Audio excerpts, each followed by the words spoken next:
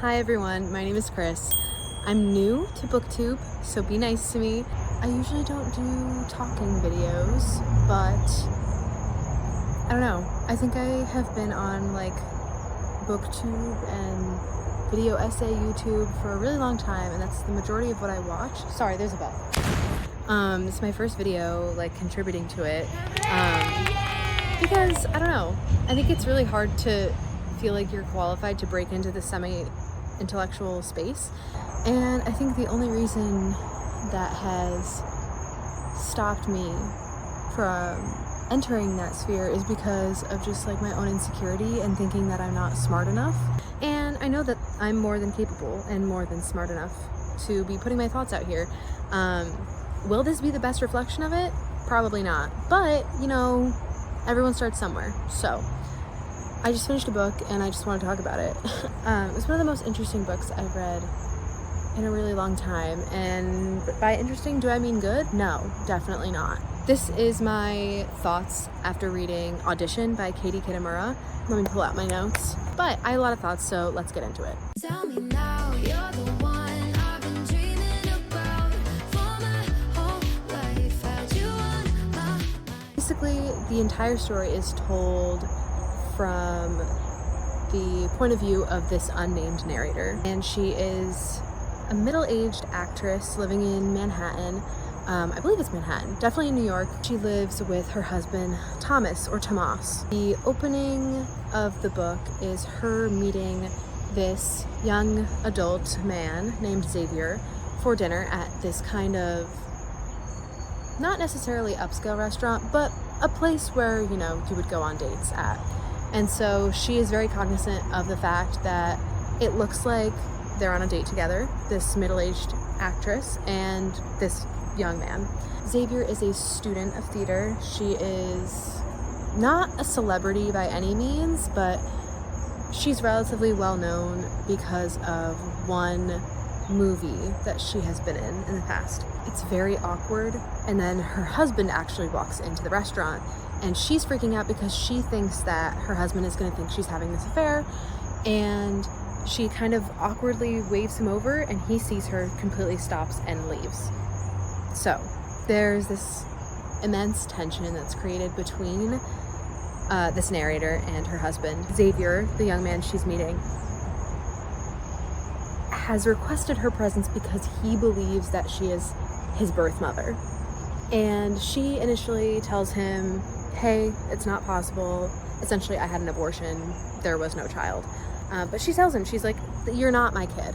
And he's like, okay, cool. Like, just wanted to clarify because dates aligned. I guess they're the same racially ambiguous appearance. Their race was never specified in the book, but it did say that she was racially ambiguous and he resembled her.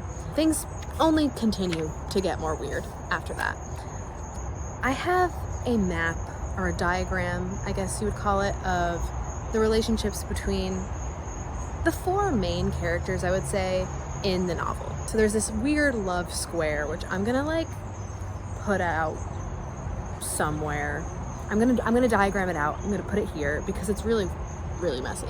So one being the narrator, Moss, her husband, Xavier, her, I'm gonna call pseudo child, because it is very clear in the first half of the novel that Xavier is not her biological child, yet in the second half of the novel, the narrator and Tomas take Xavier as their own and move him into their apartment and take kind of responsibility for him, even though he is a young adult.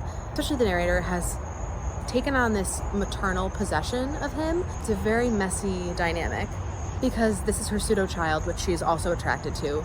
Two, because Tomas clearly sees this potential in him to be attractive and be someone that the narrator is interested in, and the narrator has cheated on Tomas before. So that's a whole nother dynamic. He actually asks the narrator at one point, are you cheating on me again? Then later in the book, Xavier asks the narrator and Tomas to allow his friend Hannah to move in with him. So she moves in and brings a whole nother dynamic now, because the narrator is jealous of Hana. Guess who's jealous of Adele? Beyonce. And Tomas is attracted to Hana. There is a specific moment where he is helping her up from the ground after playing like a weird game together, and he like grazes her boob, and then it's all over from there. It becomes a complete devolution, and their perfect family that they've conjured up in their minds is gone.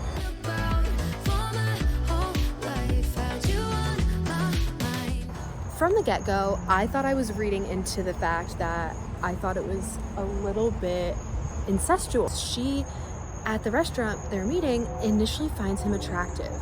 And the reason why she finds him attractive is because he looks like her. So I just reread the Oedipus trilogy actually. So in my head, of course, that's like looming, and I'm like, oh my God, this is a little bit incestual.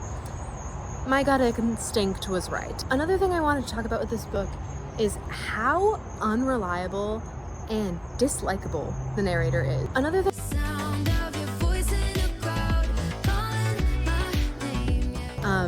and this is a very clearly postmodern novel.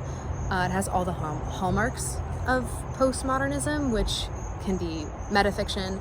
This text is talking about itself, and then there's also a whole nother conversation with the show that the narrator is currently in, and she's super critical of the writing in that as well, which is just kind of rude, going on to how I don't like her.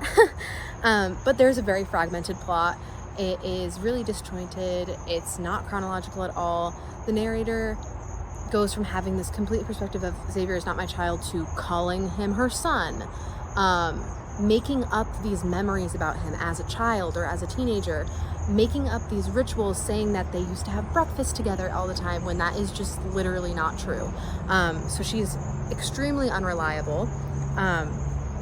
There's also this like weird temporal distortion that, because of these fake memories that she's created, we don't know what to believe as the truth. Another thing I don't like about this book is of personal preference. It's just a stylistic choice. I really can't stand when authors don't use quotations to indicate their dialogue. I think it's really frustrating. I think it takes me out of the story because I have to go back and think about if this person is actually speaking out loud or if this is their internal monologue, and then also figure out who is then speaking if it is external. I just really prefer having quotations. So that's a personal preference. Didn't love it in this book. Another element of why this narrator is really unlikable and distrustful is she is literally a cheater, a liar, and a fraud. And also there's a moment where she decides, after feeling guilty about hanging out with Xavier and causing this rift in her marriage, to go buy like pastries and breakfast materials for her and her husband. And the sense of shock that comes over him because she hasn't done something nice for him in that long is upsetting. And I'm like, girl, you need to do better. And she's really narcissistic. The only reason that she finds Xavier attractive initially is because he looks like her. It's really hard for me to have sympathy for her in a lot of moments in this book, which is I think just why it was so hard for me to get through, even though it was 197 pages. There's this moment where the narrator is out to dinner with a group of coworkers from the show that she's working on, and they're being super complimentary, super kind, very regular dinner. She just wants to leave dinner, but she doesn't want people to think badly of her. She is kind of like just down on herself, and she doesn't want people to perceive her as like ruining the night. So what she does is she spills her wine glass all over the table, excuses herself, and then leaves. What? Like, she can't apologize. She acts really selfishly, and she's just so immature. I'm like, this is a middle-aged woman that I have no sympathy for, because you aren't kind to your husband and you're kind of a dick to everyone. Overall, I didn't love it, and I don't want to just come on here and make my first booktube video ever and just complain, because there are elements of this book that I liked. I picked up this book because I'm such a sucker for theater related content. I was a theater major in my undergrad, So that's why I picked it up. However, all of the books, all the novels that I've read about theater have always been so weird. Can we have a normal book about theater? I don't know. Not normal. There's no normal. So I can't really blame Katie Kitamura. And I've never read any of her other works, so maybe this just wasn't the one for me. But yeah, I'm hoping to post more on here. I have never done this before, so sorry if this is really disjointed and all over the place. But I don't know. I love talking about books, and that was what my other degree was in, English. So gotta put it to use somehow. But thanks for sticking around.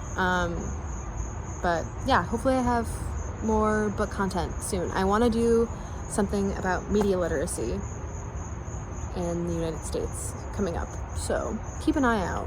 Tell me now, you're the one I've been dreaming